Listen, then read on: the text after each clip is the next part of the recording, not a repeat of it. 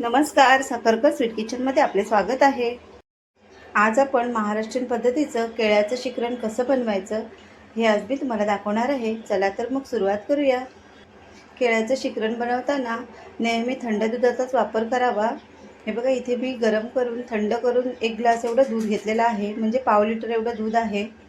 त्या दुधामध्ये 4 चमचे एवढी मी साखर घेतलेली आहे आणि ती साखर आता व्यवस्थित अशी 3 ते 4 मिनिटं व्यवस्थित चमच्याच्या साहाय्याने छान अशी मिक्स करून घ्यायची आहे। साखर पूर्ण दुधामध्ये मिक्स झाली पाहिजे। हे बघा, आता साखरसुद्धा मिक्स झालेली आहे। आता यामध्ये मी 2 मोठी केळी आहेत, त्याचे बघा अशा प्रकारे तुकडे करून घेतलेले आहेत, ते या दुधामध्ये घालून घ्यायचे आहेत।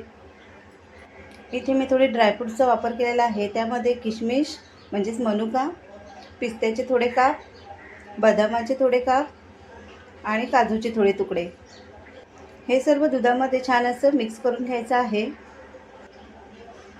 तर आता यामध्ये मी वेलची पावडर घालून घेणार आहे। 1 चमचा एवढी वेलची पावडर आहे।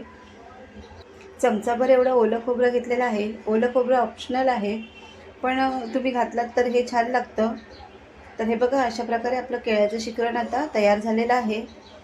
केळ्याचं शिकरण बनवताना आपल्याला फक्त साखर मिक्स करणे हेच फक्त आपल्याला कष्ट आहेत। तर साखर व्यवस्थित अशी विरघळून घ्यायची आहे आणि अशा प्रकारे आपलं हे केळ्याचं शिकरण आता तयार झालेलं आहे। रेसिपी आवडली तर लाईक, शेअर आणि कमेंट करायला विसरू नका।